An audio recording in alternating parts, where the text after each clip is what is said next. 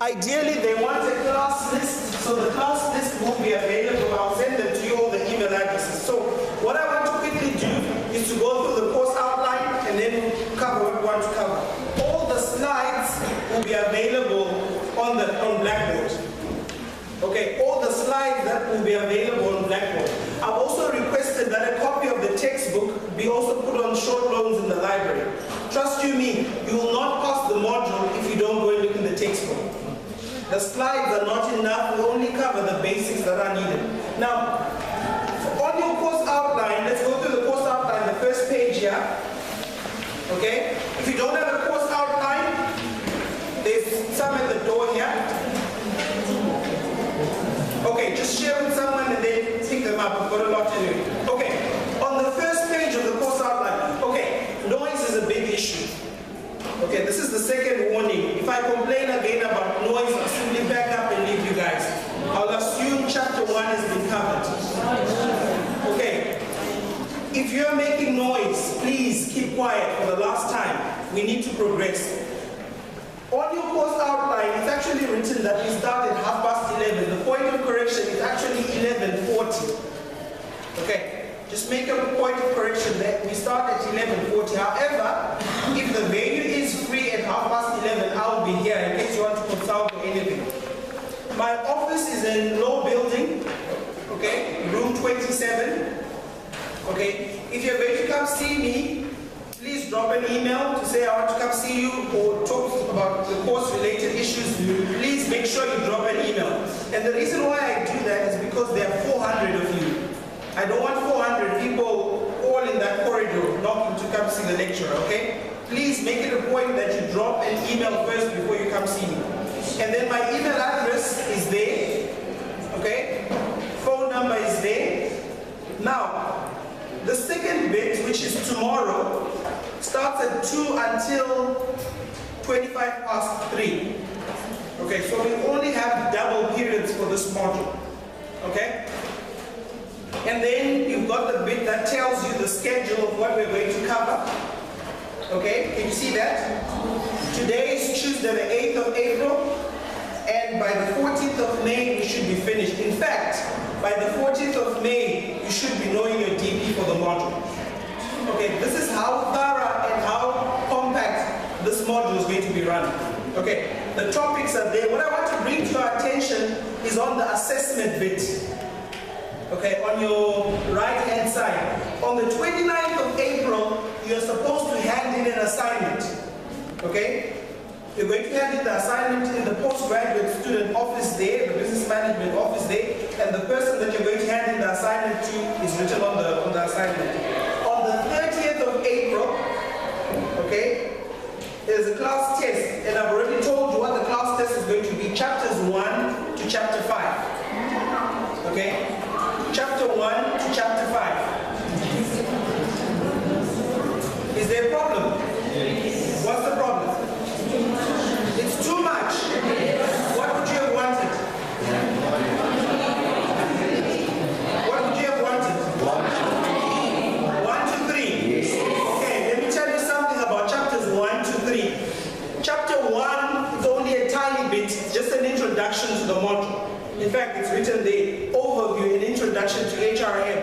You can still pass the test without even studying for chapter 1. But chapter 1 is concept that we need to grasp. Okay? Chapters 2 and 3 are all related. They're all about labor law and industrial relations. Okay? So chapters 2 and 3 is literally one chapter combined. Okay? And then staffing and performance management are the two separate chapters. Okay? About it being too much, let me tell you something, you've got no choice. Because this is not a semester-long module, this is a term-long module. Okay. If you're going to ask for advice from me, free advice, I would say start working now. Okay? I've heard all the excuses, last minute, you got sick, or things like that. It's even difficult, and there is no scope for the module. There is no sick test for the module. So ideally, please try and make sure the day the module is written, you show up for class. Okay. Right. In any case, like I told you, all the slides Okay, right now on Blackboard, slides for chapter 1 and chapter 2 are already there. Next week on Monday, chapter 3 and chapter 4 slides will be there. Okay, you have to push it. The prescribed textbook is this one. Okay, if you want to get a copy, I would recommend, okay, the name of the book is actually there. It's a very good book because at the end of the book, there are questions that you can refer to. Okay, so please make sure that you adhere to those questions. There are multiple choice questions, there are long questions. Please answer those questions. Those questions are actually a good benchmark of what you can expect in your exam actually. And okay, next question. How is my DP going to be calculated? Okay? Your first class test is going to count towards 50 marks, which is 50% of your DP. And the assignment is going to account for 100 marks, but it's still 50%. So I will combine the 2 marks, divide by 2, and then give you a DP mark. If you get 50 in the test, 50 in the assignment, that's a 50% DP. Okay? So ideally, you need to take the assignment seriously as well. Now, the assignment. Please turn over it.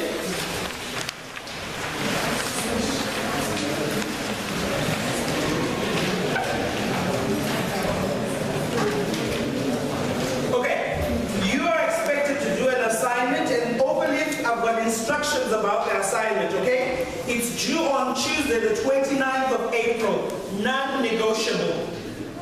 Yeah. Non-negotiable. If it's late, it's going to accrue a penalty. That's why I'm saying, please start now. Start working on the assignment now, okay?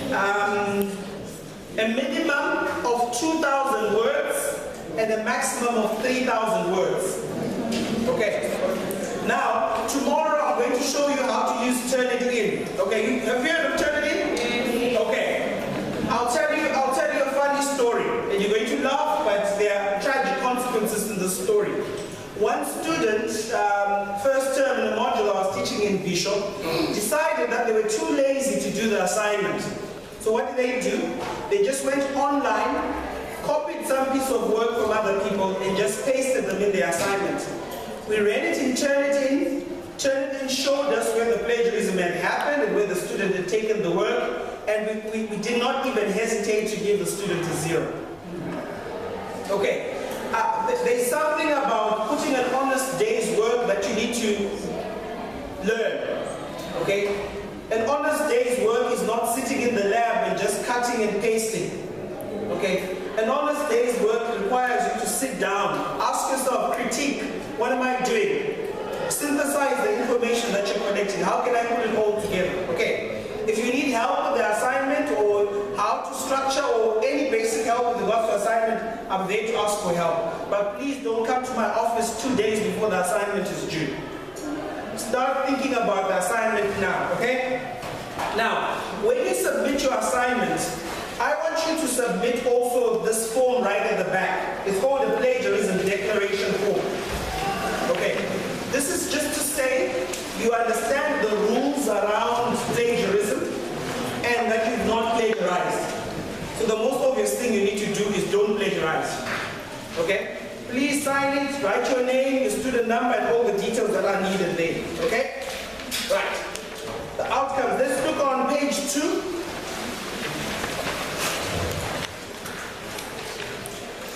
Page 2 tells us about assignment topics. Okay, let's go through the topics quickly. Topic number 1. Critically evaluate and discuss the role of affirmative action in South African organizations from the introduction of the Employment Equity Act until 1998 until today. In other words, what role has affirmative action played in the positive and the negative since the law was put forward, promulgated in 1998? Okay? Have an introduction. This is what your assignment is going to do. Okay? Let's discuss. Okay, please don't just throw bullet points. The benefit of affirmative action, it has empowered black people. Bullet point number 2, discuss. The word critical simply means think about it. Look at the positives, look at the negatives, critique. Okay? Number 2, Critically examine and discuss the relationship between work performance, job satisfaction, and remuneration. Now, for this study, for this question rather, you need to go also on the internet, go to journals. There's a journal I would recommend, 2 journals I would recommend. Please write these down. South African Journal of Human Resources Management. I will show you tomorrow how you access it. South African Journal of Human Resources Management. The second one is called the South African Journal of Industrial Psychology. South African Journal of Human Resources Management. Tomorrow I'll show you how to access those journals using the screen. South African Journal of Industrial Psychology. Okay? Question number 3. Discuss the role of technology in the human resources function. In your discussion, pay attention to human resources processes and activities. Illustrate the impact of technology on these. So what you can do, because human resources is broad, and this is what we're going to cover today, you can pick an aspect of human resources. For instance, you can pick recruitment, and then show how technology has impacted recruitment. You can pick training and development, show how technology has impacted training and development. You can pick performance appraisals, show how technology has impacted performance appraisal. Or you can pick at least 3 functions of human resources management and show how technology impacts those areas. All assignments must provide a clear and well-explained discussion. Now, the next part is important. Using academic research to back up your argument. What does this mean? This simply means you can't use Wikipedia. Okay? You can't cut something from Wikipedia and think that will suffice. If you ask me, work with those 2 journals, South African Journal of Human Resources Management, South African Journal of Industrial Psychology. Would you like to come in and stand here? No. Okay? Okay. So on page 3, okay, if you don't have a course outline, please pick it up from me when class ends, okay? There's some in the back there. The gentleman in green is waiting. Anyone in the front doesn't have a course outline?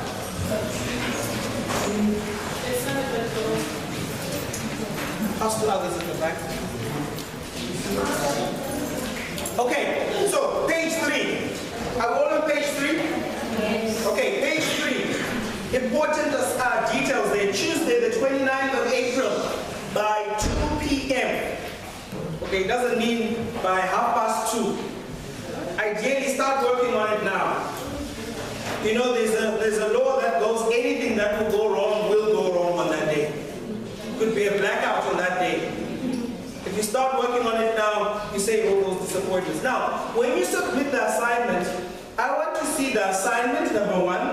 I want to see the plagiarism declaration form, which is at the back, which is this one, signed, obviously. I also want to see the assignment feedback form, which is also there, but there's the 4th thing I want to see. I want to see a Turnitin report. And I'm going to show you tomorrow. I won't talk about this, but we'll show you tomorrow how to do it practically. Okay. Structure, it must be in Arial. Please don't use Comic or Algerian fonts.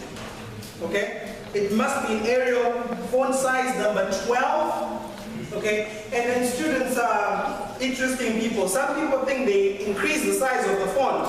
It gives them more pages. And then they submit a thick assignment, but the size is 14, 15, 16. Okay, it must be 12-point size, okay? Okay, and then referencing. Okay, in the Department of Business Management, we use what type of referencing style? Harvard. Okay, what I'm also going to do on Blackboard, I'm going to put the departmental guide on how to use Harvard. Okay, if you want an example, this is an example of how to use Harvard, which is there on page 4. However, let me say this. This is an example of using a book. When you're using a journal, it is different. So this is where you also need to think. The source that I'm using, is it a book? Is it a journal? Okay? and that book will explain that. Okay. And then the rest of the stuff is straightforward. Now, can I have any questions or comments about the assignment particularly?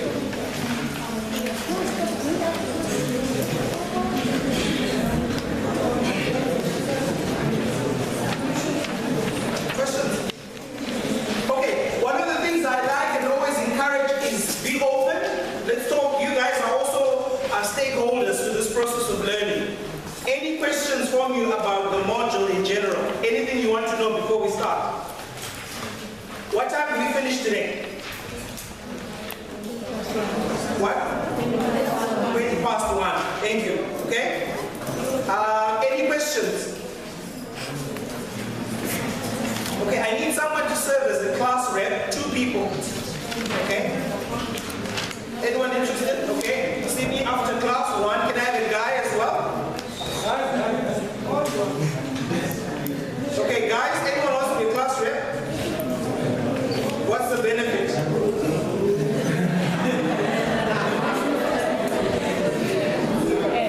Okay, all right, another lady, class rep? Okay. All right, so it's only 1, it's fine.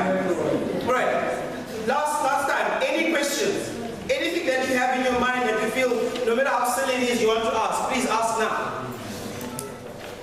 I'm concerned about those people in that corner there. Would it not be better to come and stand here? Okay? All right. No questions, no comments. The slides are available online. I've already put chapter 1 and chapter 2 online. Okay, so if you're a diligent student, start studying those for the test. Okay? All right? Okay, so let's get started. Let me first by asking a question. What do you guys know about human resources management?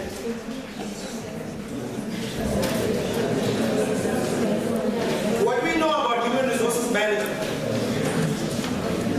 Anybody here who's interested in a career in human resources management? What are you interested in then? Sorry?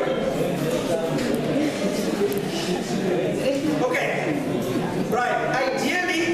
Ideally, because I'm seeing it's already getting a problem, I'm going to print out a class list and I'm going to call out names. Okay?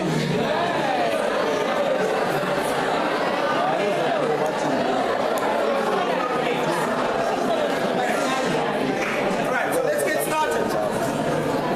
Right. Let's start. Okay, let's get started. Ideally, when the field started, it was known as personnel management. PM, I'm sure you've heard of that. Yeah. Personnel management. Okay, personnel management was concerned with more the administrative parts of trying to help people do work. Okay, the logging in of queries against taking leave. The logging in of queries against, we need training functions to be developed, and that was the name that traditionally they used. Now, I like this slide because it tells us of this death that has happened of this concept called personnel management. Personnel management, as we have come to know it, has been replaced by a term called human resources management. It doesn't end there. If you're planning on failing this module, next year when you come back again, it will now be known as human capital management. So please don't plan to fail, okay? Word of advice. All right. So it's constantly changing, and because it's changing, it doesn't necessarily mean it's bad. Okay, change is good. A lot of us try to fight change for obvious reasons because we don't know what the future holds. But if you look at where the field has come from and where we are now, it's actually far much better. So we're now in the era of what's known as the human resources management era, outside the concept of personnel management. Now, in this era, there are 2 things we want to discuss. I would like to switch off these lights. Where do I do that? Wait. Outside. Okay? Right. What happens, okay, let's pay attention. What happened within the human resources era, the personnel management era, there was a lot of focus on administrative things. Okay, 50% of the work was administrative work. In fact, 50% of what people in personnel were doing were just